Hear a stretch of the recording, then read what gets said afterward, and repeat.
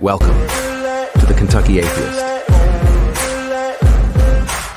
no motherfucker in this world can do it like me. Open up your eyes and insert a little rising. You don't have to love me, you don't have to like me. Got enough love in myself, in my psyche. You should have the same in your brain nightly. If you wanna taste me, you can fucking try me. If you wanna hate, you know where to find me. And if you're going atheist, you can fucking bite me. I'll be cruising in my lane fast, call it high speed. I've been working hard, yeah, I've been working nightly. If you think you'll win, ha, nah, likely. I be taking shots, yeah, cold-blooded, icy. Watching numbers grow is what I call sightseeing. In the front row, run it up when they hype me. The following grows, they know how to ignite me. Call me CEO, I've been running right, see. And I ain't playing games.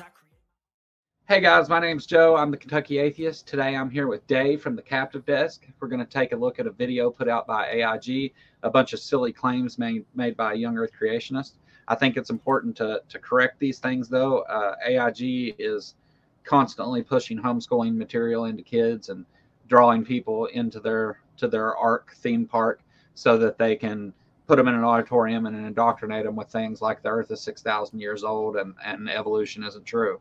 And me and Dave are going to take a look at some of those claims today and you know, give our thoughts on it. Purely commentary on a video released by AIG. AIG and the original video is linked in the description if you want to go look at it. We may not make it through the whole video in one single sitting, but we're going to try. Otherwise, though, I want to say thank you to everybody that's coming to watch us, and I really appreciate it if you'd like and subscribe if you like what you see here. If you don't, give me a thumbs down. Let me know. We also have memberships and Patreon and all that stuff available, and all those links are in the description as well, along with a link to Dave's channel. How you doing today, Dave? Doing good, Joe. How you doing? I'm doing good. So the video we're looking at is Kevin Hadsell making a bunch of claims about young earth creationism and the flood and geology and completely screwing everything up. This isn't the funnest guy to watch, but he makes a lot of claims here, and AIG is a really big force in the young earth creationist movement, so worth taking a look at. Are we going to start with the supposed authority of man's word, man's ideas, man who claims that such and such happened 65, 66 million years ago, but wasn't there to observe it? Or are we going to start with the authority of the word of God? That is what this comes down to. I want to start off this presentation by sharing a quote from a humanist that I debated online several years ago. And he said this: "Let us address the first point, that the fossil timeline and rock strata that we see are the result of a global flood as described in Genesis. The initial and rather obvious challenge of that assertion would be that the flood was very organized in its deposition of its victims. Furthermore, we can challenge the idea of a global flood quite easily. For starters, we know that there's not enough water on Earth to completely cover its surface. Now we can hand wave that by saying that God could make as much water as he saw fit. Now, some of you might not completely understand these comments, and that's okay. I'm going to show you at the end of the presentation how I responded to RC on these points. I'm just abbreviating his name for privacy. And with that said, I can't assume that everyone in this room necessarily familiar with the scriptural account of the flood, so I'm going to take a few minutes and read some select scriptures about the flood. The Lord saw that the wickedness of man was great in the earth. The thoughts of his heart was only evil continually. And the Lord said, I will blot out man whom I have created from the face of the land, man and animals and creeping things and birds of the heavens." Yeah. So the stuff he said before the video started, he says that later. So we'll definitely address that when he gets there. But yeah, I was going to say, yeah, the thing with I had a debate, but it's a secret. Yeah. You know, why doesn't he say, hey, go check out our debate? You know, it's on, you know, a channel or a podcast or something, but it's just, I'm just giving the initials so that we can keep it, you know, private or something. It's like, yeah, I'm suspect that he, yeah, I don't think he really actually had a debate. I think he just, you know, engages in comments with people. Yeah. Yeah, it was just somebody commented and he feels like he had a gotcha in the comments, so he's going to talk about it. I love that he chose this verse though, because the most important line in this that I see on the screen is the Lord regretted that he had made man on the earth, and he grieved him to his heart. That right there is one of the lines that I think shows the contradiction in the God that they believe in. Because how can an all-powerful, all-knowing being feel grief and regret? You wouldn't be able to regret things because you already know what's going to happen and have the choice to do otherwise. So it's all part of the plan. Yeah. So I think it's funny that he left that out, because it's a big problem for his whole narrative, actually, for the existence of his God. But goes on to talk about man, killing everything in the flood, which let's think about what that actually says. He says, I'm going to blot out man, and he regrets making man. What they're talking about here is no less than the destruction of all of mankind, men, women, children, innocent babies, animals of all sorts, because some people were wicked and God was unable to do anything else about it. And it's an odd way to do it because, first of all, obviously, he restarts with all the same things. Same people, same animals, same plants. And if it was just to punish the people, why get rid of the plants and animals if you're just going to start all over again with the same plants and animals? It just there's so many rabbit holes that just you can go all day. It's just nonsense. And besides the fact that Geology 101, go to any geology site anywhere, the Earth has not been underwater for 3.5 billion years. Yeah. Ever since land first poked out, it hasn't been underwater. So they're against all of geology. Of course, they have Andrew Snelling, who'll just make up whatever he wants as their house geologist. So yeah, just make it up as he goes. All right, I never use the argument there's not enough water. I use the argument that we have core samples from around the globe that show different environments, not one environment, not anywhere. It just doesn't happen. This whole AIG and creation and the Bible being literal thing, I mean, it's another one of those things that, okay, it sounds like a nice story, but then whenever you look into it, to compare it to history or science or geology or cosmology, it falls apart instantly because none of it's actually true. It's just a story. But there's a whole multi-million-dollar company now that is making millions every year by telling people this story is true. And what they leave out is that they set it up as there's either our creation myth or there's science. They completely leave out all the other creation myths that are out there. Yeah. Yeah. They teach it as absolute truth, and it's a horrible thing to see. And really, I think, again, it's important to say that they make millions of dollars by telling people this is true when this does not comport with reality in any way. That needs to be said over and over and over about these people, that they're just incentivized to make money. They know that they're lying to people and they're harming children in the process of doing it. I just got the annual or semi-annual, monthly, whatever he calls it, the Dan Phelps email, and he got a hold of some IRS filings. Oh. And it says they claim the Ark and associated buildings are worth more than $119 million, yet they only pay taxes on a value of $48 million. Ken Ham is making in excess of $250,000 a year in salary plus perks, and a lot of his family members are on the salary as well. They have their shell companies, which is called the Parking Lot Ventures, because the parking lot money goes somewhere else into this other company. Yeah.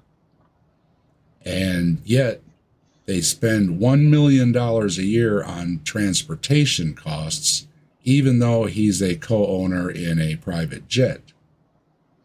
Yeah. Yeah. Of course he does. And They all do what that, else? don't they? The money they make seems to be from contributions, not profit. And their biggest losing venture is their school. Well, I agree. That's the latest. And yeah, and there's some forms, some tax forms there that he got. So yeah, Dan Phelps is always snooping around on Ken Ham and trying to keep him honest. But obviously, it's another thing where they have all these companies. They sold the land that they own to their school for $1.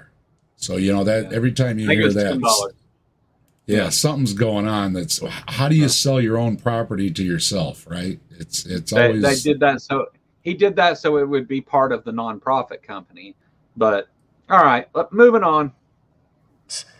The earth was filled with violence, and that's why God said, "Behold, I will destroy them with the earth." So God told Noah to build the ark. Its length 300 cubits, its breadth 50 cubits, its height 30 cubits. And so this was a massive ship. Based on the likely size of a cubit during this time period, the Ark Encounter replica. It's not a replica, first of all. For it to be a replica, the Ark would have had to actually exist, and it's just Ken Ham's fantasy world put that he had enough money to build, and then he lies to people and says it's true. It's not a replica of any boat. It wouldn't be seaworthy if they put it in water. It's a building with a boat on the front of it. Whenever pressed, he invokes artistic licensing. Yeah. That means, the way he sees it. It means his fantasy land. All right. Has a ship at 510 feet long, 85 feet wide, and 51 feet high. That's a huge bitch. But I will establish my covenant with you, and you shall come into the ark, you, your sons, your wife, and your sons' wives with you. And of every living thing of all flesh, you shall bring 2 of every sort into the ark to keep them alive with you. And the New Testament affirms that it was just... So what they're telling us here is that God's going to kill everyone and everything, but Noah and his family, the 8 of them, are going to go on the ark, and they're going to restart all of the life on earth from 2 animals, and all of the people on earth are all descendants of these 8 people. Something that we know is impossible. So, and very much not true. Just 8 persons that were brought safely through the water. We read that all the fountains of the great deep burst forth, and the windows of the heavens were opened. Rain fell upon the earth 40 days and 40 nights. He blotted out every living thing that was on the face of the ground, and the waters prevailed on the earth 150 days. So this is an additional 150 days, right? A lot of people tend to think the earth or the flood was only 40 days and 40 nights. Oh no, it was a lot longer than that. But God remembered Noah and all the beasts and all the livestock. The fountains of the deep and the windows of the heavens were closed. At the end of 150 days, the waters had abated. This is another. All right. Another wonderful verse from our book of all knowing everything. So he talks about the fountains of the great deep. What are those? Where are they? Windows of heaven. What are those? Where are they? If you are accepting those things as metaphor and not the rest of this, why? I mean, those are the problems on the surface of it. But, I mean, think about what they're actually saying here. God was mad because there were some bad people. So he killed every living thing on earth except for Noah's family and had him put a bunch of animals in a boat. I have questions. Why would God need to preserve 2 of every animal if he's the creator and the all-powerful person that can make them? He could just put more animals. Why did God have to kill everyone when he could just make people strike them dead on the spot? Like, why is all this necessary? And then God feels bad about it afterwards. I mean, it's obviously a mythological story, right? I mean, almost like a terrible flood happened, where a lot of people and animals and homes were all washed away. And that story was retold, and it was added on that, yeah, it was everybody. It was the whole world, man. You know, it wasn't just here. And granted, if your world is flooded and your loved ones and your animals and your home is all gone, that is your whole world. I mean, your whole world is gone. 150 days. And so this leads to a lot of common questions like, how did the flood happen? What evidence did the flood leave behind? Doesn't it take millions of years to form rock layers? Don't fossils form slowly and gradually? What about the order in the fossil record? And why does... Now, let's see if he answers these questions. I want everybody to be able to see the questions up there for a minute. And as he talks, let's see if he answers these questions. Does it matter? These are the questions that we're going to answer in this presentation. This is roughly the outline of today's presentation. But first, we're going to sneak this question in here. When did the global flood occur? We're going to answer this one first. But we have civilizations that are older than that. They didn't experience a global flood. So. Yeah. Consider Genesis chapter 1. God created Adam and Eve on day 6 of creation week. So we know how old the earth and the heavens are at that point. But then we can look at the genealogies of Genesis chapters 5 and 11. So-and-so begot so-and-so at such and such age. And we can count. All right. So-and-so did begot so-and-so. Yeah. Me too. Yeah. Yeah. I don't know, like, he says he's going to answer these questions, but instead he tells us what the Bible says, and he quotes it verse by verse. Like, telling us what the Bible says doesn't answer these questions, because the Bible is not a historical source. It's not considered so by anybody. It shouldn't be considered so by anybody. It's a book of religion and theology. It's not a historical source. It's not a history book. Why is he telling us what the Bible says? Go ahead, Dave. And even if you take what the Bible says, the genealogies are not to date the earth. The genealogies are to set for the bloodline for the king or for the Messiah, however you want to interpret it. And a lot of these ages where they say they lived, 900 years, some of the understanding is that these are the family lines. These aren't individual people. So take it what it is in the Bible, they're completely misusing why it's in the Bible. Yeah. And this is another case of, you need to explain to me what things you're taking literally, what things you're taking figuratively, who decides which and why. That would be an important question for what he's putting forward here. But we'll let him continue on to tell us what the Bible says. Calculate that from Adam to Abraham is about 2,000 years. And we can piece some other things together in the Bible and find that from Abraham to today is about 4,000 years. That's how we get about 6,000 years for the age of the earth. But regarding the timing of the flood, we really need to look at the timing of Noah. And looking at the timing of Noah, we can see that the flood was about 4,400 years ago. And so as we look at the seven... So what he did there was... I was close. Yeah. You never know. He took and he looked at the names in the Bible, which all it says is this one begot this one, and then they may be mentioned in stories later. And they made a timeline out of that, which absolutely is not in the Bible, and the Bible does not say. And then he went ahead and said, well, since this timeline's true, that means the flood happened about 4,400 years ago during the time of Noah. And it's just based on bullshit after bullshit. He has built a mountain of bullshit to get to this chart. And what he's basing a lot of this, this is Ken Ham's theology, all right? And Ken Ham was told by Walter Kaiser, who's a expert in ancient Hebrew and Judaism and everything and stuff. He told Ken Ham right to his face, you don't understand ancient Hebrew, okay? Ken Ham takes his interpretations, first of all, from English. As far as I know, he never bothered to learn Hebrew or Greek or anything else. And then this little chart here, this is also a Ken Ham creation. This is not out of the Bible or anything. This is something, again, Ken Ham makes up his own theology. And everybody that works for Ken Ham works under a statement of faith that says they have to follow what Ken Ham says and say what Ken Ham says, or they don't work there anymore. Yeah. 7 C's of history. The first 4 C's of history being the roadmap through Genesis 1 through 11, creation, the fall, the flood, the Tower of Babel. The last 3 C's of history being about the person and work of Christ. We're going to talk. So he's telling us the history according to the Bible, not the history according to reality.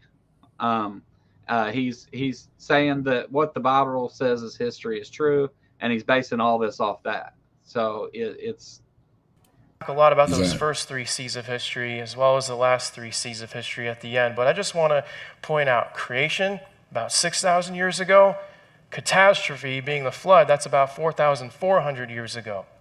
And let's consider that 3rd C of history for a moment. If there really was this global catastrophic flood where the waters prevailed so mightily on the earth that all the high mountains and the whole heaven were covered, then wouldn't we expect to find billions of dead things buried in rock layers, laid down by water all over the earth? And that is exactly what we find in the flood. It is exactly what we find, but it's not the result of a flood. We find all these things laid down, but they're not hydrologically sorted, which they would have to be if what he's saying is true. We find these fossils laid down in the order from the time they existed throughout the layers. We can actually identify the layers by what fossils we find in them, because we know they're laid down in the order that they existed and went extinct. You can't find an animal that went extinct in a higher layer, and you don't find modern things in the lower levels. It's not at all hydrologically sorted, and there's all kinds, literal mountains of evidence that these layers get laid down over millions of years, and it's this is one of those things. Like, I don't know how grown, educated people go on stage and say stuff like this, because it's just silly. Pretending like archaeology agrees with him, because it doesn't. Dr. Joel was covering that there's actually a mountain of fossils underneath Ken Ham's Ark Park, and that it would be great if he, just dug a trench, that you could walk through and just see the walls of fossils on each side of you. Of course, then you would see all the changes in the layers and the fossils. Yeah. But apparently Ken Ham sells bags of dirt for $10 up to $50 or something. And he sticks little fossils in these bags of dirt so the kids can go clean out the bag of dirt and find a couple fossils, which, it's entertainment for the kids and everything. But this is not in any way educational or anything. And he has, you live there, fossils everywhere, right? Yeah. So, but he doesn't want people to see those fossils. He wants the petrified wood pieces and other things he buys, by the gross online somewhere, that they put in these bags of dirt. That's what all he wants you to go home with. Fossil record. So where the evolutionists interpret the rock layers and fossils being laid down slowly and gradually over millions of years, the creation scientists interpret that most of these layers are laid down in just 1 year during the global flood. And that pulls the rug right out from underneath the whole millions of years concept, doesn't it? Nope. Yeah, if you assume it's true. There's so many lines of evidence that everything did not go extinct 4,000 years ago, including civilizations like the Aborigines that have been in Australia for like 50,000 years. Okay. Yeah. They didn't notice. Okay. He does something sneaky here, because he talks about what actual geologists and scientists find when they study the rocks on the earth. And then he adds in the flood stuff and says, creation scientists say this, and it pulls the rug out from under it. But the thing is, these two things were never on equal ground to begin with. They're, scientists have taken the scientific method and applied it to the rocks around us and looked at them and came up with dates through different all different methods of coming to the dates of the ages of these rocks.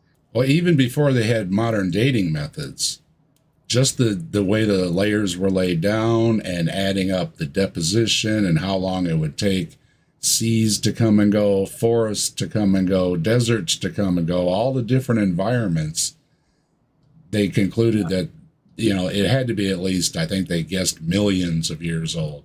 Just because of, you know, that's what they always leave out, is that one layer will be a forest, above it is a desert, above it is an ocean. You know, these things completely changed, and you have to have long ages just to have the forests, you know, have generations, have the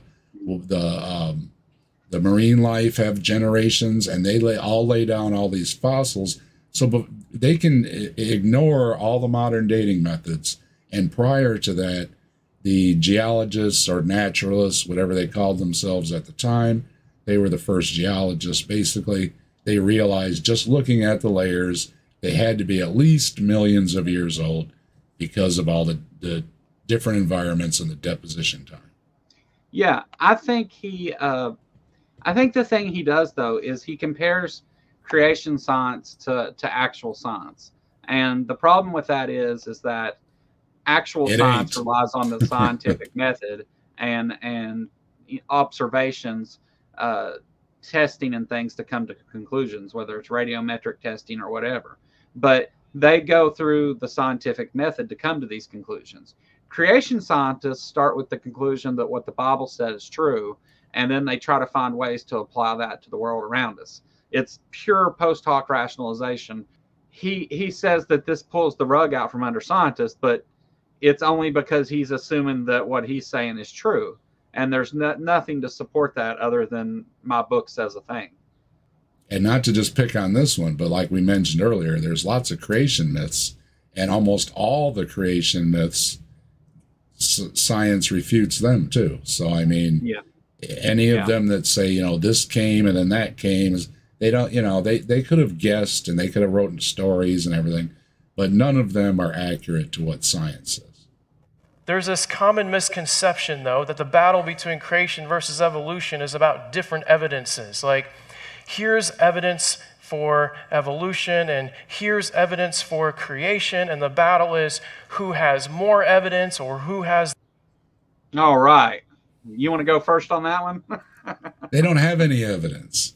No. That's the problem. And this is something that Ken Ham and a lot of creationists have turned their phrasing a little bit over the years, because their argument always thrown back at them was, we have science, you just have a religion. So what they've done in the recent years is say, no, you have a religion too. Everything's a religion. All science is a religion. If you like chocolate ice cream, it's a religion. You know, if you sleep with the fan on, it's a religion, right? Everything's a religion, to take away that argument. But it also, for one thing, it leaves everything being a religion makes it meaningless, right? It's like saying everything is blue. Muddy in the water is all he's doing. Yeah, if everything is blue, then there's no distinguishing anything. You know, everything's blue. What's the sky? Blue. The grass? Blue. The trees? Blue. Blue, blue, blue, blue. Yeah. And then as far as his claims of creation science, no, it's not. It's nobody in academia accepts creationism in science. It's not in academia. It's not in any textbooks. It's not in any classrooms outside of a religious school or some kind of religious classes. It is not accepted by any field of science, nowhere. And it doesn't matter where you go around the globe. It's not just a conspiracy here in America to, you know, keep Ken Ham quiet or some nonsense. This is globally. People have never heard of Ken Ham. If they did hear of him, they would say none of his stuff is science. Yeah, no, I agree. The more convincing evidence. But that's not the case at all. The real battle is actually over the same evidence. See, creation scientists and evolutionary scientists are looking at the same rock layers, the same fossils, the same stars in space, and all that evidence exists in the... Yes, We're looking at the same thing. The difference is that science looks at it and wants to understand how it got there, how long it's been there, how it formed, and understand all the different things about it. Creationists don't want that. Creationists want to look at the same thing and say, how does this fit into my narrative? And he's pointing that out right here. He's saying the quiet part out loud right now, is that ask any of these creationists, where are your labs at? Yeah, they literally, this is their process. Okay, the Bible is true. Science says that it takes millions of years for these rocks to form, but the Bible's true, and it says I got 6,000 years, so we're going to explain it like this, and that's what they do. And it's nothing to do with science at all. 100% pseudoscience, lies, bullshit. That's what AIG tells people. It is. If you're out there and you're thinking, hey, maybe this guy's got a point, go read any scientific paper, any paper about these subjects. And you'll find that what he's telling you is absolutely a lie. And if you get curious and go look through their own stuff, they will contradict themselves in their own literature, because they don't even try to keep their stories straight. There's been a lot of creators out there and articles out there and stuff that shows their own stuff contradicts itself. The ages, the generations, all the years and everything, they just make it up on the fly. Right. They do not have this set in stone or anything else. And if you go from one to another, they don't agree. Right. You go to the Hawaiian shirt guy, he doesn't agree. You go to Discovery Institute, they don't agree. You know, so as you float around, all their stories are different. None of them align with each other. Right. Well, it's because, and this is a result of the post hoc rationalization, because it's never their goal to actually explain the evidence they're looking at. That they're not trying to explain the evidence. They're trying to make the evidence fit the narrative. And so whatever they have to say in whatever interview is what they say. Whatever way they can rationalize saying, no, it happened this way, they take that route. And it's never supported by anything. It's always just made up, just like the Bible is. The present. And then the scientists make interpretations of that evidence when coming up with ideas about the past. But those ideas about the past are going to be governed by what they already believe about the past. Wrong. Again, the first naturalists, geologists, your early scientists, generally a lot of them were religious, and a lot of them had religious funding because the religions had the money to do stuff. So if some guy wanted to get on a boat and go somewhere and go look at some, he might have got some church money to go do it. And they came to conclusions, as we said earlier. If you look at the layers and the different environments in them and everything, they came to a conclusion of long ages. These are religious people that genuinely did some science and came to a conclusion. Well, what he says, though, is a complete lie. He says that people came to ideas about the past, and then they apply those ideas to what they find in the fossil record. And again, that's not how any of this works. That's projection completely, because scientists do not do that. They base all conclusions are based on observation and evidence. Now, does science sometimes get things wrong or have to refine it and come up with a better answer? All the fucking time. But scientists do not say, well, we think the past was like that, so that explains this. They don't do it like that. They study it and they make actual observations and actual evidence, which is the opposite of what creation scientists do. He just straight out lied about the scientific process there. Whether that be cosmological, geological, biological evolution, or whether that be the creation account, the Genesis account. And so it is critically important to understand the difference between observational science and historical science. Let's take a canyon. There isn't any. Yeah. This is something Ken Ham makes up.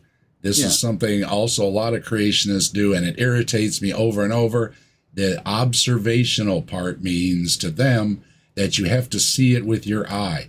No. Yeah. We know about lots of things, first of all, that you cannot see with the naked eye. You need a microscope or a telescope, or you need theory No. Well, let me And just you ask a can question. also observe data. That is If- part. You can observe data. You don't have to observe the event. You can observe the data from the event. If we go and let's say Antarctica, and we dig up a big ice core from Antarctica, and we know that all the layers that we see in the ice core are formed from snow event after snow event. I'm not even going to say seasons, even though that's truly what it is. It marks the seasons. But let's just say big snow after big snow. You have hundreds of thousands of layers of that. So you have a way to date how far back, even if you're not exact. But if we find a fossil down in the bottom of that ice core and we look at where it's at compared to the layers and we know the age of the ice core, then we can determine the age of that fossil within it. And that's through observation. It's not, we didn't have to be there to watch each layer to form.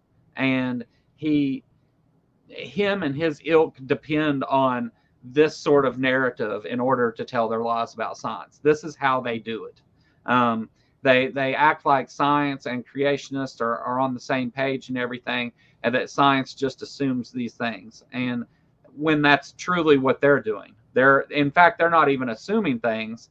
They're looking at it and trying to fit God in every gap they can squeeze God into. And it's a fancy God of the gaps argument is all he's doing here. And don't forget Ken Ham's catchphrase, "Were you there?"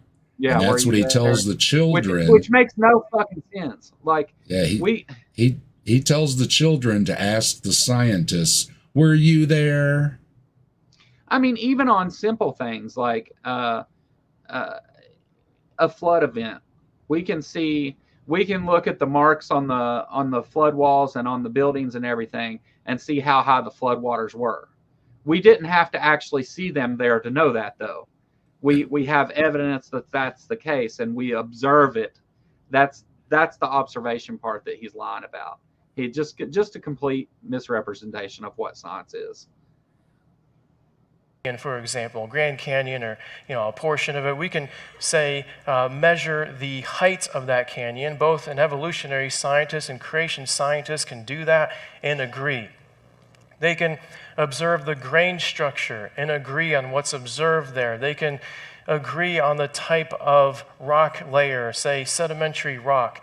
All of that is observable, testable, repeatable. That's observational science.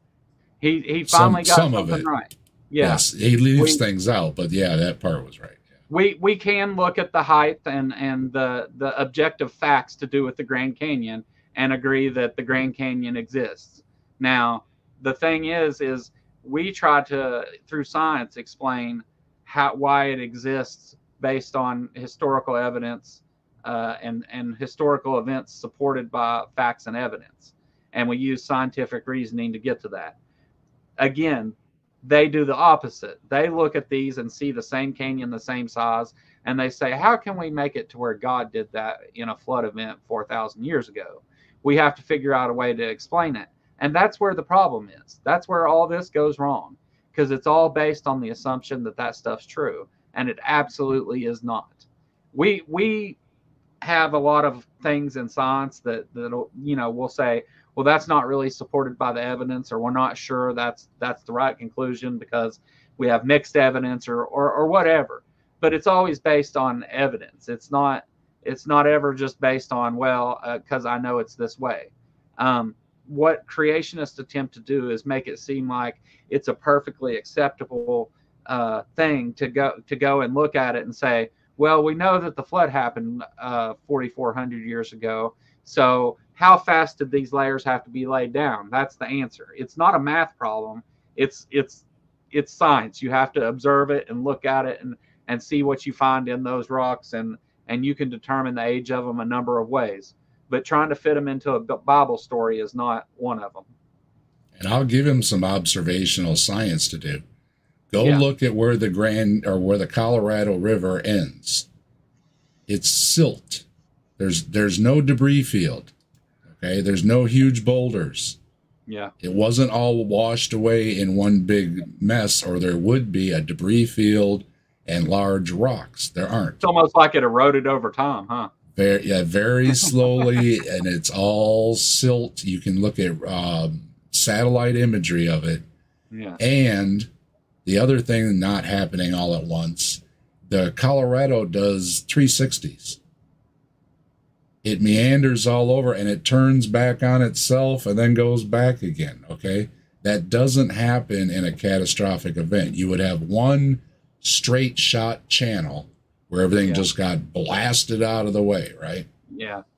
So show me some observational evidence of a debris field and or how this, huge event decided to just casually meander and come back this way for a little while and then go over this way. And again, you can show satellite imagery of all the ancient, tributaries that came off too. It's all meandering. There's no straight shot anywhere. Show it to me. What was his name? Matt? Isn't that who we're talking about? I'm sorry, this guy's new. Kevin. My fault. Kevin, show me some observational evidence of a debris field. Yeah. Just one thing. Show me a debris field. I think he's referring to the stuff done by Steve Austin, who is a pseudo-geologist that works for AIG and other creationists. Fraud. He's up there with Ron Wyatt. Yeah. All right, let's see. But historical science deals with something different here, because take for example the age of that rock. The scientists weren't there to directly observe the rock form or even how it was deposited, how the sediment layers were deposited. They weren't directly there to observe it. And so that's why we call it historical science, because it's... I mean, why does that matter? You weren't there to directly observe it either, but you're going to tell me it happened 4,000 years ago because of a book that isn't trusted to be a source for anything historical. So how does that put your story on better grounding than the one that has been concluded from evidence and observation? We don't have to be there at the time to observe that exact rock. We know how long it takes those rocks to form. We know the process that they go through to become rock. Gutsick Gibbon does an excellent video about the mud problem, where she explains how long it takes these layers to actually form once they're like a muddy mess and ready to be a layer. She does an excellent job explaining how this would happen, and we know how those processes work. So is it more likely that your book that was written by primitives thousands of years ago has an accurate account of geology, or is it more likely that the geologists who have studied how these rocks form and studied them in every way possible might be right that it takes longer than 6,000 years to do this? And you have no ground to stand on, buddy. And then to get better and better answers, they developed ways to test it with radiometric dating, radioactive decay rates. And I will point out that creationists will accept dating methods when it's a biblical artifact. Yeah. But any other dating done, that doesn't work. So this is another problem they have, where they will say, oh, look, this, scroll they found or whatever is from, 1st century or whatever it is. They'll accept the dating methods, no problem. Yeah. When they can get within, they're so accurate now, they're getting within decimal places in accuracy on these dating methods. And that, that's just, that's too accurate. Carbon dating is not the only form of dating, folks. But I tell you what, since I mentioned Erica's video, I'll link that in the description for anybody that wants to go watch it, about the mud problem, where she completely destroys any chance of there being a flood. And you can't bend mud. I don't know if he mentions it in this video or not, but they often mention say something, but he brushes right past it. Yeah, the bent layers or something. Try to bend some mud. Make up a bucket of soupy mud that's been under a mile of water or whatever, right? Supposedly, make some nice soupy mud.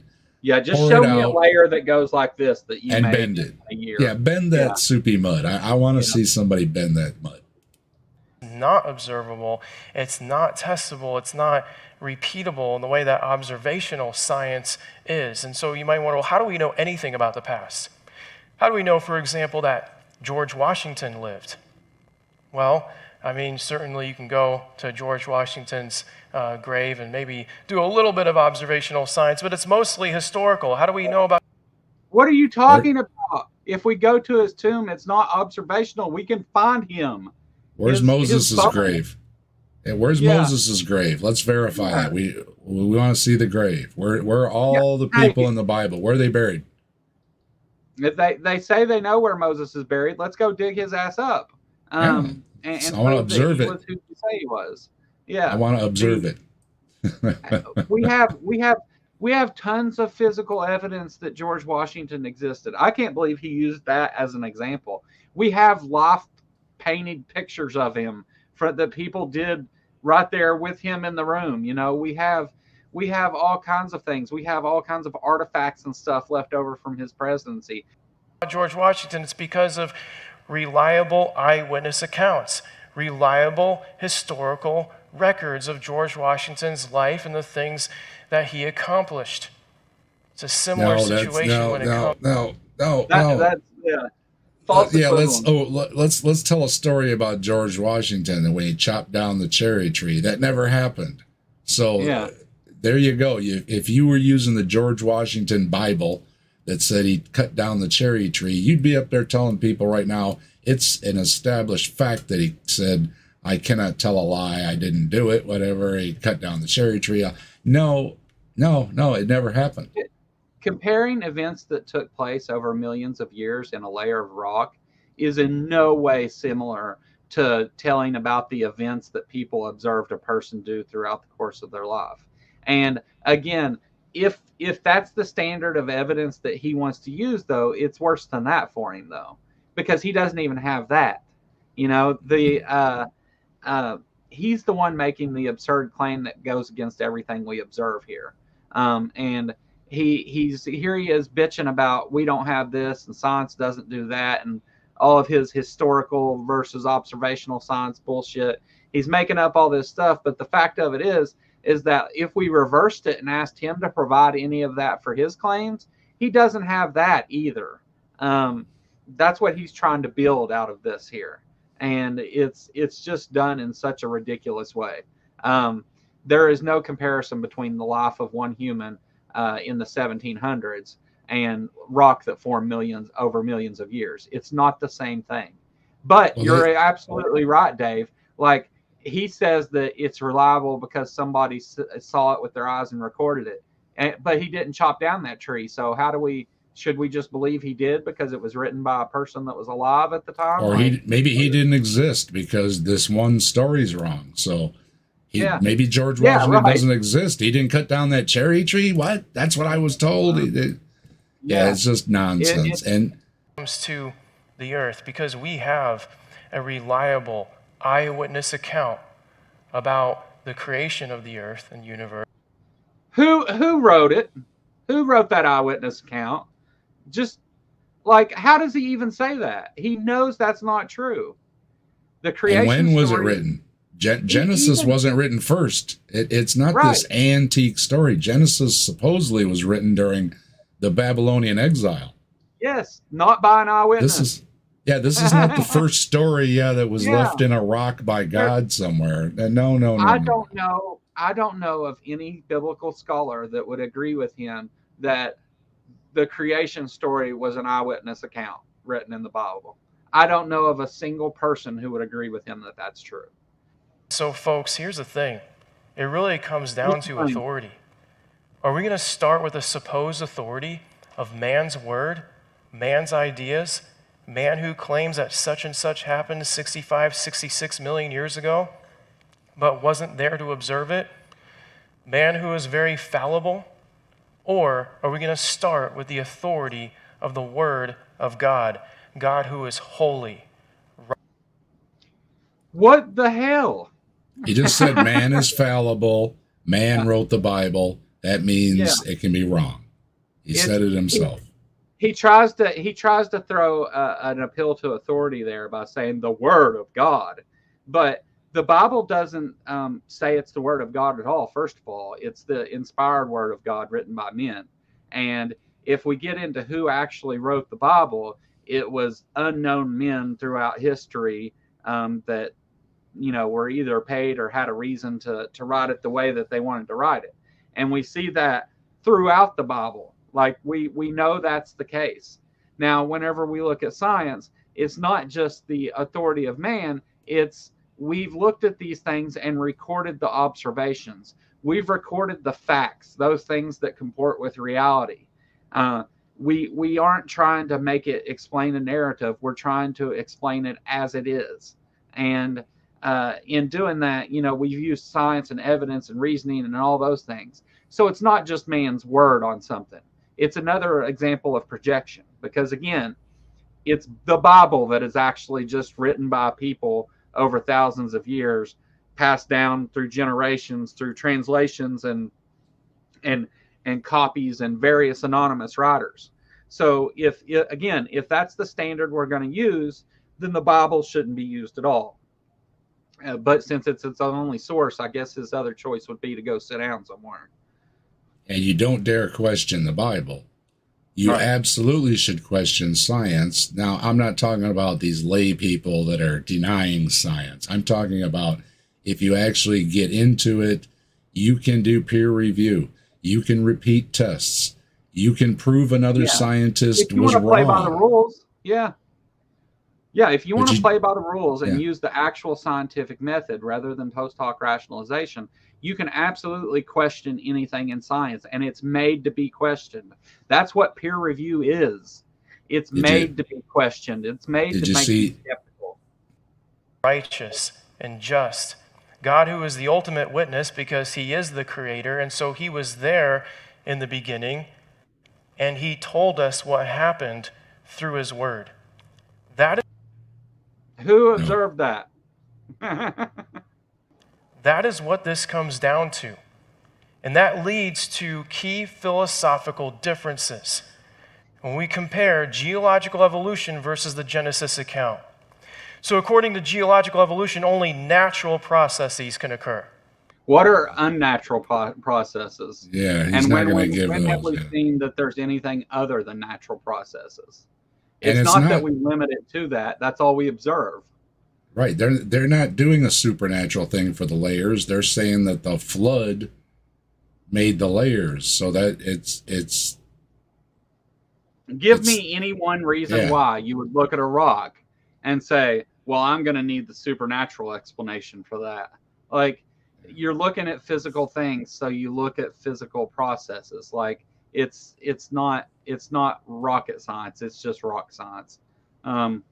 this is poorly thought out. This is just not a this is not a good thing to say. Yeah, not a good But the slide Genesis there. account gives testimony to the supernatural. Take, for example, the formation of dry land on day 3 of creation week. My book says a thing. How Nobody about cares. geological evolution? That philosophy claims that the present is the key to the past. It's called uniformitarianism. So when And this is not how anybody states anything. In Well, some things, yeah. In some things and other things, yeah. We don't. Science doesn't discount that catastrophes happen. It's wrong. No, we observe what's actually there, and events in the past can be observed in the present. That's what he's calling uniformitarianism or whatever. The past is the key to explaining the present. Yes, of course, past events happened that led to other events that led to the present. That's how everybody looks at the timeline. Nobody does what you're saying here by looking at it and saying the future is the key to the past. That doesn't make sense, dumbass. They're not even we looking. typically They're- see sediment slowly accumulating, or we typically see continents slowly drifting, that we take those rates and extrapolate backwards and say that that's how it always was. Nobody does that. That's not Well, how it it's- works. and he's going to go to catastrophic plate tectonic movement, and you have a heat problem. It's called friction. Okay. Yeah. You try to move the the planet around. liquefaction of the rocks moving that fast is an immediate problem. I agree. Yeah, That's only one of the heat problems. Yeah. Now, some of these things, yeah, you have to take as, yes, if you rub a rock against another rock with enough pressure, you're going to cause a lot of friction. Yes. Period. Yeah. Go scoot your butt across the sidewalk. We'll let him actually make the claim here. But when we start with the Genesis account, we can consider a philosophy called catastrophism. When we consider the catastrophe of the global flood, that tells us that the past is the key to understand. Why? Why would we do that? Again, every historian who has looked at the Bible says that it's not a historical source. It's not a scientific source. It's not a source for anything other than the Christian religion. And I guess parts of it could be blamed on Judaism and Islam as well. But it's only a religious text. Why would we look to Genesis for answers about rocks? You would never come to that conclusion if not indoctrinated by religion. You would never think, oh, I need to explain this with the Bible. It's a rock. Explain it with the way that rocks are created, which we understand very well. Your Bible story doesn't fit reality whatsoever, but the natural explanations that we have do. So even if there was nobody there to see it with their two eyes, we still know that the events of the past led to what we observe in the present. He's just wrong. He's just wrong and stupid. 2 Peter 3, they, referring to scoffers, will say, where is the promise of his coming? For ever since the fathers fell asleep, all things are continuing as they were from the beginning of creation. So this philosophy of uniformitarianism, which basically says, hey, what we see now, that's how it's always been. Well, that's what we're reading here, right? It's denying the second coming of Christ, saying, hey, things are just going to continue as normal. But it's also implying that things just continue as normal, and you can extrapolate that backward. Did he just quote mine the Bible? Is that what just happened? Well, they're saying, I thought Jesus was coming back, and he didn't, because that's a Bible fail that Jesus told those people he was going to be back before all of them took their last breath. So they were legitimately saying, hey, he didn't come back. Yeah, that's not a good argument. If Jesus comes back, okay, but it doesn't change that he told some of those people that he was going to be back before they took their last breath. So he left them hanging. Now, if he fibbed to them or told them it wrong or whatever he did, it doesn't matter. They were convinced he would be back in their lifetime. Yeah. That's what this was talking about. It wasn't talking about the history of uniformitarianism. It was talking about Jesus had told everybody that he would return before they took their last breath. He didn't. It's a failed prophecy. He didn't. Yeah. Sorry. That's what he's pointing to here, and he quote-mined it. It's probably the biggest narrative. Yeah, it's probably the biggest Bible fail. Denies the global flood, the catastrophe of the flood.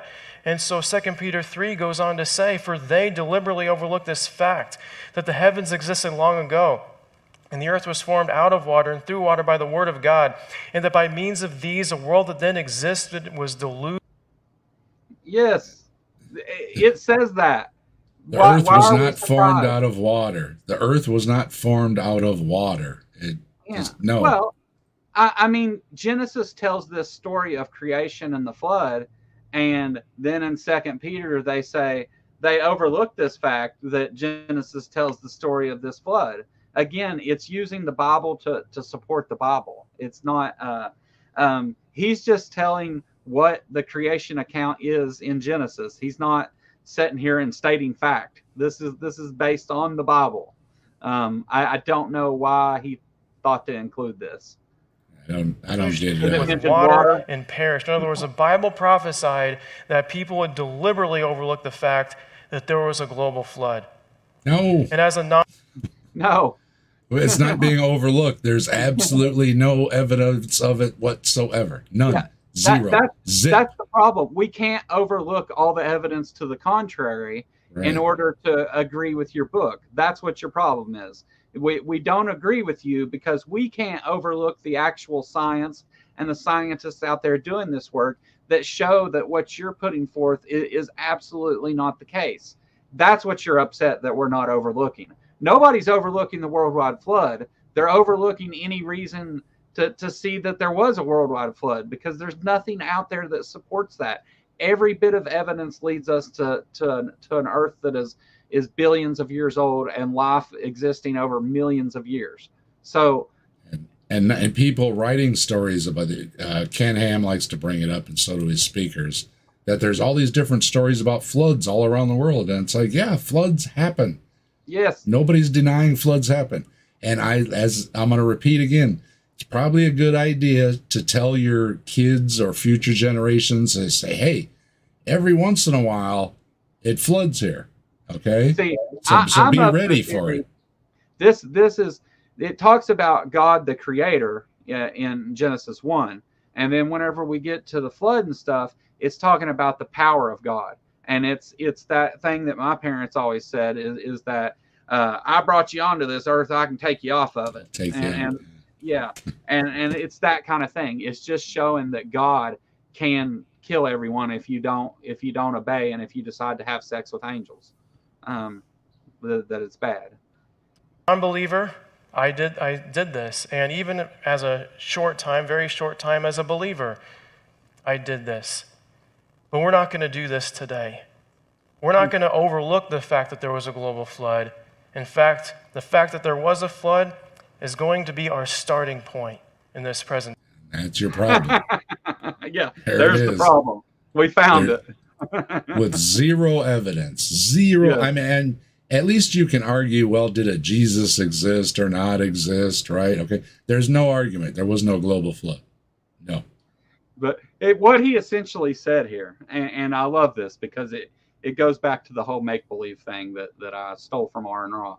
But he says here, now we have all these scientists that have this evidence, and the scientists say that it shows us the Earth is billions of years old, and that these layers are laid down over millions of years. We have this, and here it is, you see it. But we've decided that we're going to start with that's not the case, that there was a flood. We're going to overlook all of that evidence. Meanwhile, while saying don't overlook the flood, and then he completely pivots to, no, we're not going to overlook it. We're going to say it's true. It's like, that's not a logical step. That's not, again, those two things are not the same. One of them is based on reality, reason, evidence, and science. And the other one is just you make-believing whatever you want to believe. And then to say, well, this presentation is going to be my make-believe version of events. And it's like, really, man? And I can't believe he says a lot of the things he says, because to me, even when I was a believer, if he would have said, we're just going to assume it's true after mentioning all the evidence that shows that it's not, I would be like, well, don't we need to talk about that? Like, don't you think maybe you should address why all scientists say that didn't happen unless they're on your payroll? I was listening to Joel, was it last night or the night before, when he was talking about fossils and everything. He's a devout Christian. He's also a scientist, and he keeps his faith in his own little personal place, while not denying science and trying to educate other Christians as well. That I'm a scientist. Here's the science, and I'm also a Christian. Whenever you're looking at a particular hypothesis, if you apply the scientific method strictly and set aside your biases and beliefs like it's designed to have you do, then you can believe whatever you want on the side. And I don't have an issue with that. In fact, I congratulate you for being able to separate those two things, because, I get it's hard to believe something when here you're looking at evidence exactly to the contrary of what your belief is.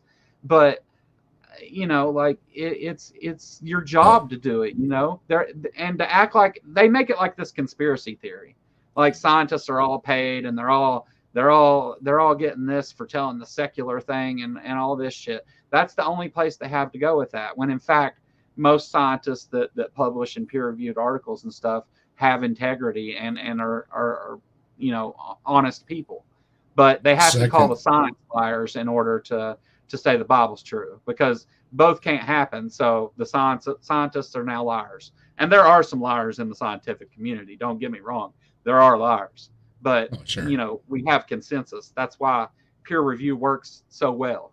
The second video I ever did was a talk with Adam, who was in the Holy Land at the university in Israel, where they do what was it, nuclear physics, something like that, some real high tech stuff.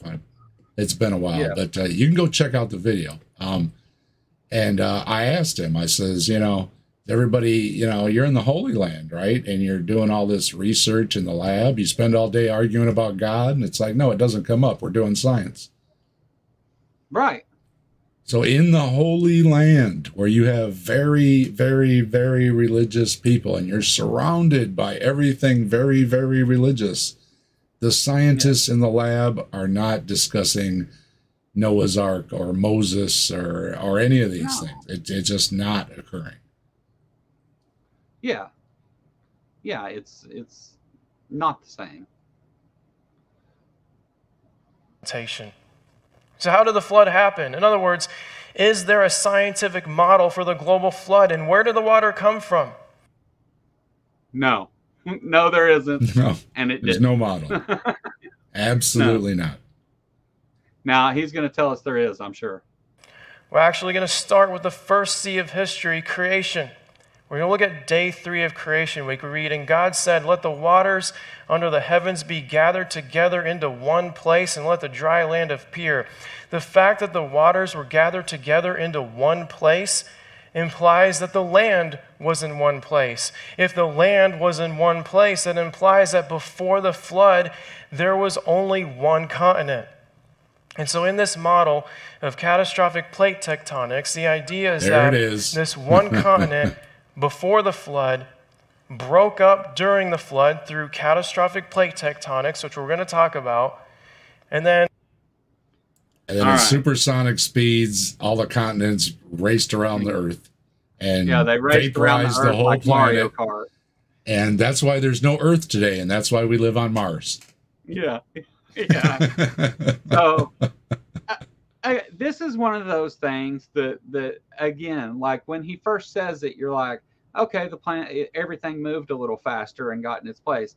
But let's look at the implications of what that actually would cause. I mean, you're talking about this huge, destructive, catastrophic event that makes all the land masses for some reason move.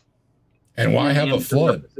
Yeah. Why have a flood? He could have just done. God could have just done this catastrophic plate movement and cooked everything. Everything would have been, you know, dead and gone. I mean, yeah, and that, you know, he has zero evidence that this is the case. There is nothing.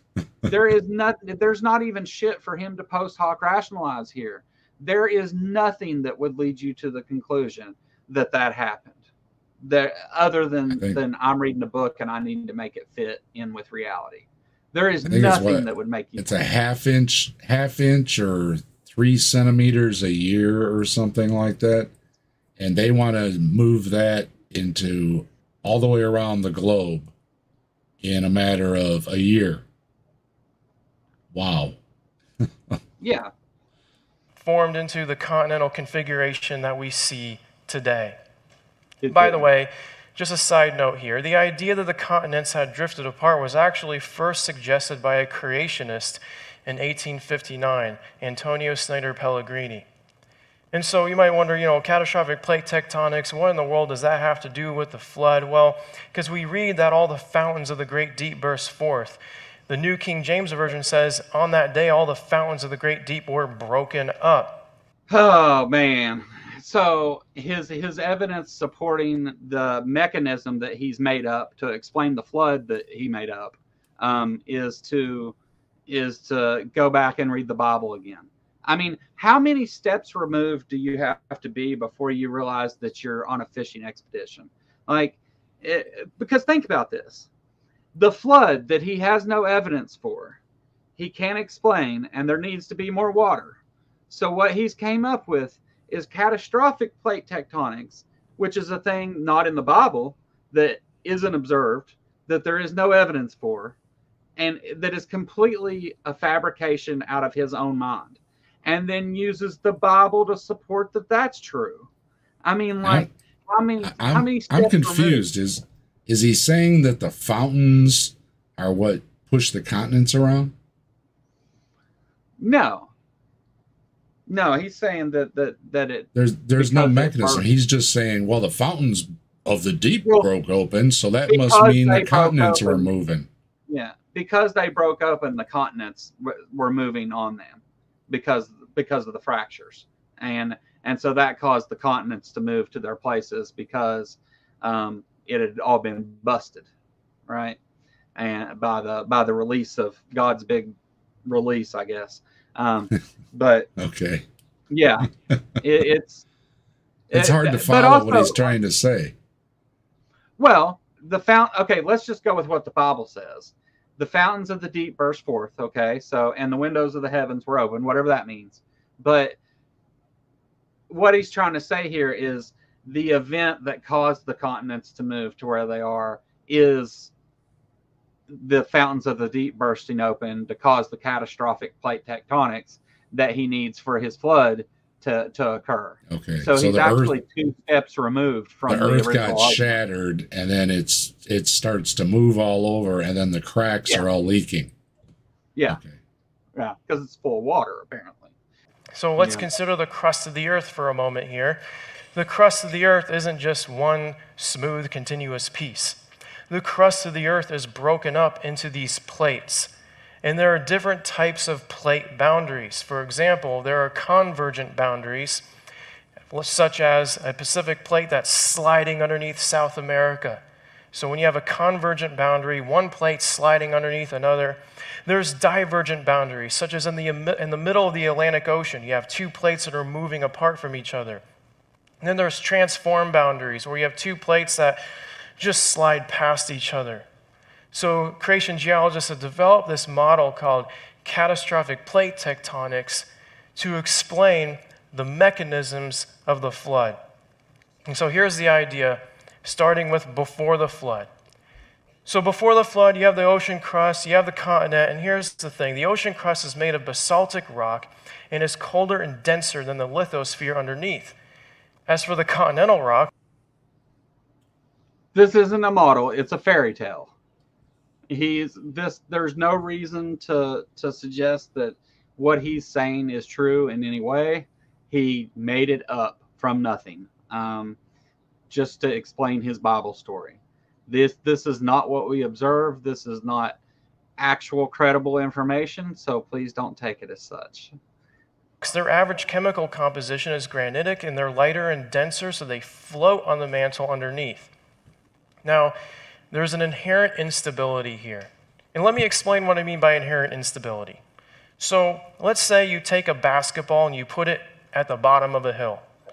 It's going to be pretty stable. You can maybe kick the basketball a little and it's going to roll back to its spot. But you can also put a basketball at the crest of a hill, and if you set it just right, it's not going to roll anywhere. But if you poke it a little bit, it's going to start rolling down that hill really fast, isn't it? Because there's an inherent instability. It's the same type of thing with the ocean crust.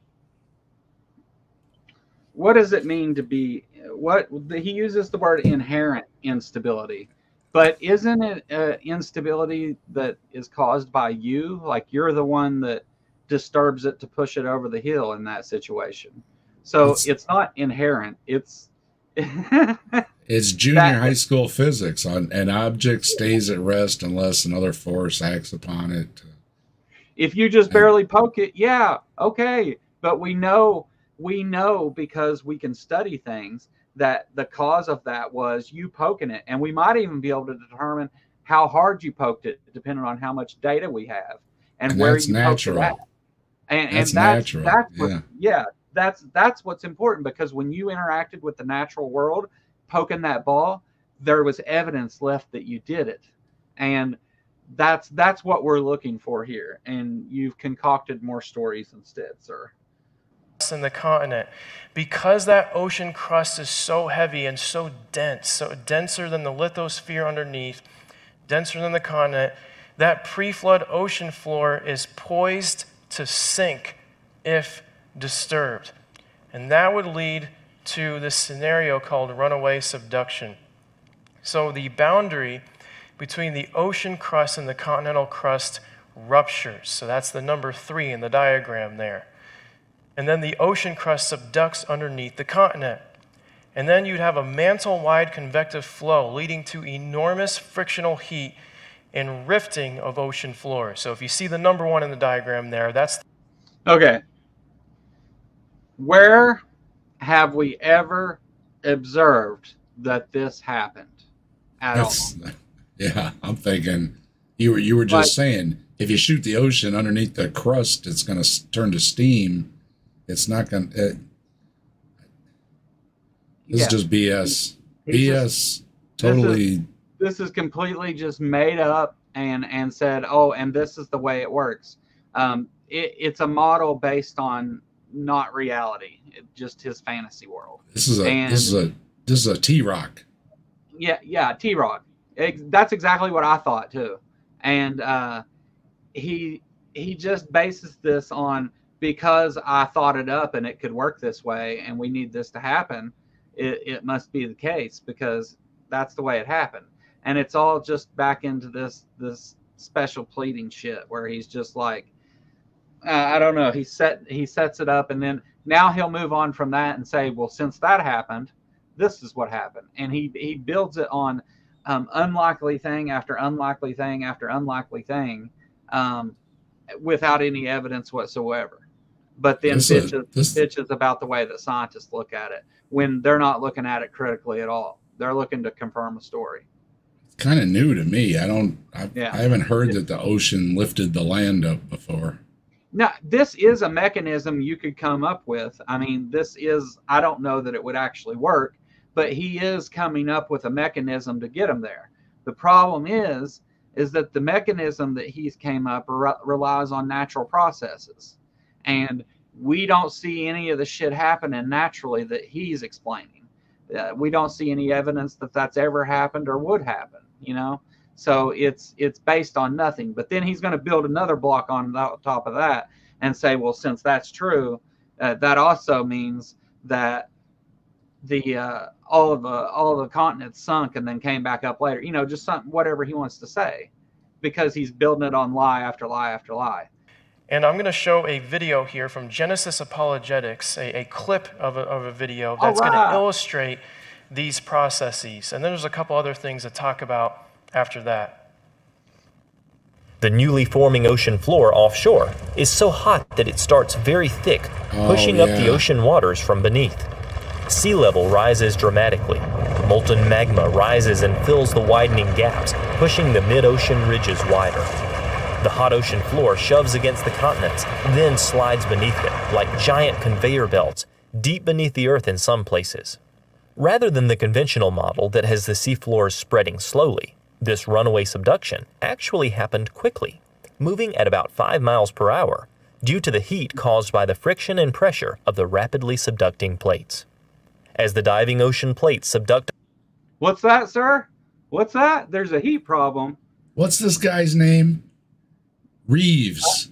Reeves, that's who he is. Yeah. David Reeves. David Reeves, yeah. He's terrible. Yeah. I mean, here it is. Like, okay, all of this rock moving this fast is going to cause a heat problem, but we're gonna say it was going at 2 miles per hour because we might be able to pull that off. And that's what it's like. How can I fit it in and make it work? And it still doesn't work, but it's like the closest they can get. So they're like, well, that's it. And you know, it's crazy. It's crazy talk. This is, to me, this is just as bad as flat Earth, for real. David Reeves always reminds me of a used car salesman. Under the land, they push down phony smile on his face, and he's just special. Yeah, special guy. on the continental edges and then release them, creating tsunami cycles that blanket the continents, just how tsunamis happen today, only more intense and frequent. For example, the most powerful earthquake ever recorded in Japan, and the fourth largest in history, was a magnitude 9.1 earthquake that occurred in 2011. This earthquake was caused by an undersea megathrust about 45 miles east of the Japanese coast. At the center, there was a Undersea megathrust is my nickname. 160-foot slip between the overriding plate that was part of Japan and the underlying Pacific plate. The sea bottom rose about 23 feet when the fault unlocked, and the resulting earthquake triggered a devastating tsunami that was 133 feet above sea level and traveled inland for 6 miles. The tsunamis occurring during the flood, however, were different, much different, with the ocean ridge bursting open rapidly and pushing the ocean floor under land continents on a... Did he just say, this is how tsunamis happen, and here's one we observed and have the data, but we think it's different? Yeah, this one's totally different, though. Yeah. What was the point of that? Yeah. You see how tsunamis work? We're going to show you how they work, okay? Here's how they work. But now that's not what we think happened at all. Our tsunamis were special. Yeah, that was a waste of time. Worldwide scale, meaningless. Tsunamis were happening in cycles, several every hour, and with long stretches of subduction zones active at the same time. The incoming phase of a tsunami has a much higher speed and is highly turbulent, which keeps the sediment in suspension, but it leaves behind layers of sediment as it slows down in the retreating phase. This cycle repeats several times every hour during the 150-day inundation stage of the flood, first entombing the shallow marine life, followed by land creatures in different habitats and elevations, leaving behind what we see today in the fossil record. That it would make one big conglomerate layer with everything all jumbled in it. Yeah. That's what it would make. I agree there. Yeah, it would. Yeah, everything would churn and get mixed around. And, yeah, you're right. That's what would happen. And it would make one layer. He said it makes a bunch of layers. No. That would all end up as one geologic layer. And also, let me point out something else too, because like whenever he even admits it in what he said, that as it goes inland, the heavier stuff drops out first and the lighter stuff drops out later, because that's the hydrologic sorting, right? He mentions that, but what he doesn't account for is whenever we look at the beaches and stuff around, it's the opposite. We don't see the bigger rocks going into the ocean and the sand inland, because that's just the opposite of what we see, even in his example that he uses to say it's science somehow. So it doesn't match the actual geology of the earth in any way or reality. But again, it's a made-up mechanism, And David Reeves Ministries, I think is what it's called, is terrible. It's one of the worst creationist sites there are, and that's where why he's pulling information from that, I don't know. AIG has got to have a warehouse full of old videos. They get a thumbs down from Bigfoot today. Bigfoot gives them a thumbs down. Thumbs down. Yeah. Ooh. Yeah, and we know that because it was written. These types of tsunamis have even occurred in recent history, such as the tsunami caused by slipping ocean plates that hit the coast of Washington in 1700 and left behind multiple layers representing each wave of the tsunami. Recent seismic technology actually allows us to investigate. Yeah. That's one layer. That's one layer. It's not multiple layers. It's one layer. It doesn't matter if a bunch of stuff is all piled up in that. That's going to become one layer when it gets all squished down eventually. Well, it's the same argument they use at Mount St. Helens, that you can see all these different layers in the flows after the pyroclastic flow. And what you're seeing is, all the different materials. And like you said, some of the heavier ones and lighter ones kind of push different down the hill and everything. And it's, you see a little different change in color with the different materials. However, once again, this is one event. It will become one layer. Even though it looks like it's got different bands in it or whatever. It's going to be one layer. I think it's actually worse than that in this case, because what he just did was he showed that rock wall and showed what it looked like from tsunamis or from waves coming up and leaving it that way. But here's the problem. There it is. He's observing what it looks like when tsunamis do that. Is that what the geologic column looks like? It's not. It's just simply not. You've actually shown why that's not the case, because that doesn't match anything we see anywhere in the geologic column. Good catch, Joe. Good catch. Yeah. Whether this type of rapid subduction occurred. Sure enough, these scans reveal a ring of unexpectedly cold rock at the bottom of the mantle, beneath the subduction zones that surround the Pacific Ocean. Isn't that interesting? There's actually circumstantial evidence within the Earth that is consistent with this model. Now, I want to talk about a couple other things that the video didn't cover. No, that's not true. You made up a bunch of stuff, and your model is maybe your model, but again, creationists cannot get together with a model. Well, what they did here, he says there, it matches circumstantial evidence, but that's not. How did you get that match? Because the problem is that you formed your hypothesis around making it match what we actually see, rather than using what we actually see to explain the origins of those rocks. And he's using uniformitarianism. It's all right. Because as magma escapes through the ocean floor rift zone, so look at the number 1 on the diagram there, it mixes with the water on a massive scale, causing violent supersonic steam jets to pour into the atmosphere. And all that water vapor would fall back down as intense global rain.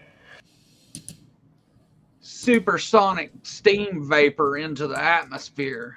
He makes it sound good, doesn't he? Like, what does that mean? Like, lava coming up with the ocean would cause a lot of steam, which would go into the atmosphere and cause rain. But water that's already there, turn it into rain, doesn't equal more water. You need a serious laboratory experiment to get steam at a supersonic flow. Yeah. It has to have one of them high pressure nozzles and everything. Word salad. Yeah, I'm looking it up here online, and yeah, but I'm going to call BS. That can't happen naturally. You have to have equipment to achieve supersonic steam. But it's again, it's worse than that, because what he's arguing here is that this lava comes up and causes steam to rise into the atmosphere, which causes the raining. But it's not giving additional water. It's the water that's already there turned into steam and then back into water. It's not, you're not adding water. It doesn't help you explain all the water in any way whatsoever. And you're just adding more heat to the problem. Yeah, you're just so far now they've got 3 different ways that lava is coming into the ocean in different ways to explain what they need to explain. It's beyond absurd what he's saying here. And again, we don't observe anything like what he's talking about. Yeah, that's what he was trying to use these cold spots that are there, but you can't have your cold spots when you're trashing the planet with this stuff. Right. So he's trying to have it both ways. Yeah. Yeah, they're just whatever to try and explain it. It doesn't matter what I have to say as long as. So think of the onset of the flood, the 40 days and 40 nights of intense rain. That might be what would have caused that. And then magma upwelled from the mantle will replace the old ocean floor with new ocean floor, while the ocean crust expands due to heat, causing the sea level to rise by about 3,500 feet. So that's the number 2 in the diagram. See where it says ocean. So he can't explain more water, so he's trying to make more land. Now, these are the climate change deniers. Yeah. But he's saying that if you warm the oceans, they can rise by 3,500 feet. But yet they laugh about climate change raising sea levels. Yeah. Interesting. Yeah. It's a weird thing for him to say, isn't it? Yeah, that's right out of a climate change So think about this. A video talked about the tsunami cycles. Surely that would be happening. But the ocean crust is also expanding, raising the sea level even without the tsunamis. But imagine those two things working together, that's going to flood the continent. He said it. He said, I imagine that's the word. That's going to flood the whole earth. This was not a tranquil flood by any means. Imagine how utterly catastrophic. I like a tranquil flood, don't you? Don't you like a tranquil flood? You what the hell's a tranquil flood? Yeah. And look at these pictures. I mean, think about this is straight up propaganda is what this is. These pictures to make this awful, scary, like hundreds of foot tall wave flood. And again, he's imagined all of the mechanisms and everything for this to be the case. And yet now we have artistic renderings of what it would look like. I mean, could you talk out your ass a little more? Could you just straight up make shit up more than you are already? And so after the flood, new oceanic crust cools and contracts. Now the ocean crust is one continuous piece from under the ocean to under the continent, which is much more stable than before, consistent with God's promise to not flood the entire earth again. Think Genesis. So now he's predicting the future based on the ocean floor. Before the ocean floor was soft and fell apart and it sunk and allowed all the magma to come up, which superheated everything, right? And we don't explain how anything lived through that, and riding the waves of lava around with the supersonic steam jets everywhere. I mean, you got to watch out for those. Gopherwood's fireproof. Yeah. And when I covered that one pastor, he said, where's my note here? He said when the fountains of the deep broke open, it released the energy of 1 trillion billion atomic bombs. Oh. So Gopherwood is some tough stuff. Tough shit. Yeah. Yeah. Stuff. He probably had Ken Ham says he had an iron shop and stuff. So he probably had some Gorilla Tape too. I bet that's how he did it. And also, like, these artist renderings that he showed, like, how we're supposed to believe that Noah's boat that was nowhere near as big as that damn wave you just seen somehow got hit by this wave and it was just all good. They all lived. All the animals were fine. Like, the most violent thing ever in a boat made of gopher wood. Again, his nails must have been pretty special, too, for that thing not to come apart. Well, you know how water jets can cut steel, right? Yeah, not gopher wood. So if he's got a supersonic fountain squirting up with, it should have just sliced right through that arc. So it's water jet proof, it's atomic bomb proof, it's fireproof, it's tsunami wave proof. Yeah. In layers that are above their fossilized footprints, which could be indicative of those animals trying to get away from the floodwaters. They leave their footprints behind, but then get buried later on. You can't leave footprints in a flood. You can't leave footprints in a flood. Yeah. How are they performing this magical feat? Yeah. I mean, unless he wants to broaden that even further and then say there were footprints and then animals were buried at some other point, but they can't be at the same time. The earth is trashed, the soil and everything is all ripped up and churning, but yet you can leave nice little tracks in the little footprints in the rocks.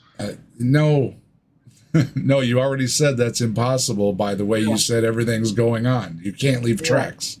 No way. The supersonic steam jets protected it, Dave. And the gopherwood. The gopherwood. They had gopherwood shoes. That's what it was. They had gopherwood shoes. Yeah. It was the gopherwood. You're right. Whole separate presentations on dinosaurs, but I want to talk just briefly about dinosaurs here.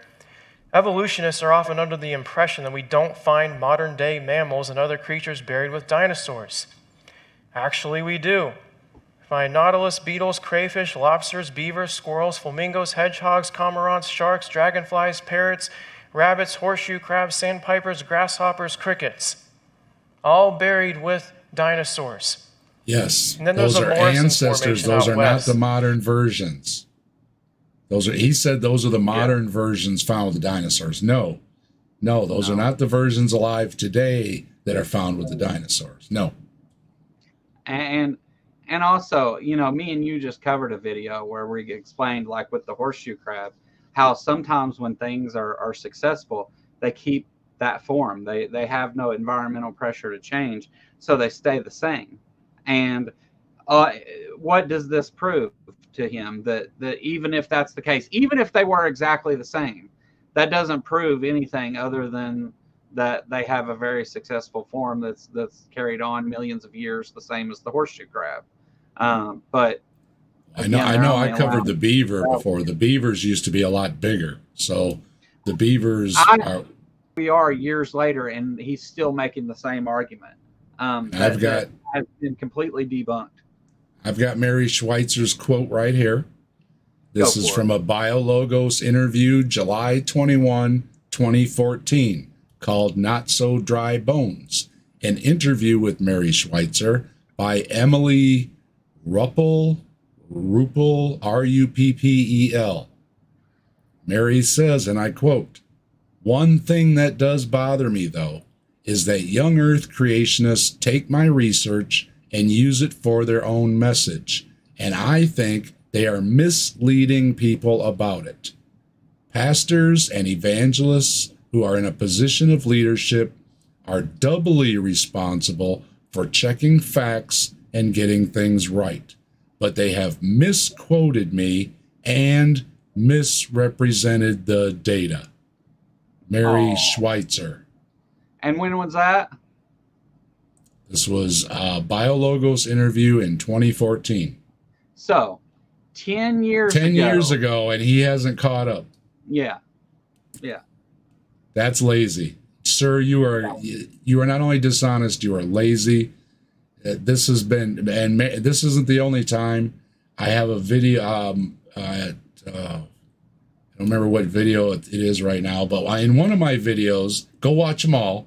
In one of them, I have Mary Schweitzer answering Paul Enns from Apologia, and Paul asks her directly, "Did you find these things?" And Mary says, "No." Yeah. And 10 years later, and he made it a point to say that it wasn't fossilized tissue, and it absolutely was.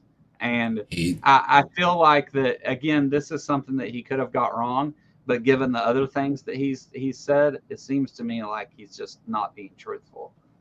This has been out for a long time. And when the first disinformation first came out, Mary was quick to respond, and she was on, she was on with Paula Gia, I think more than once.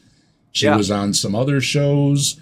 She was on different interviews. She gave, like I say, she gave this interview to BioLogos, and I think there were some others online too.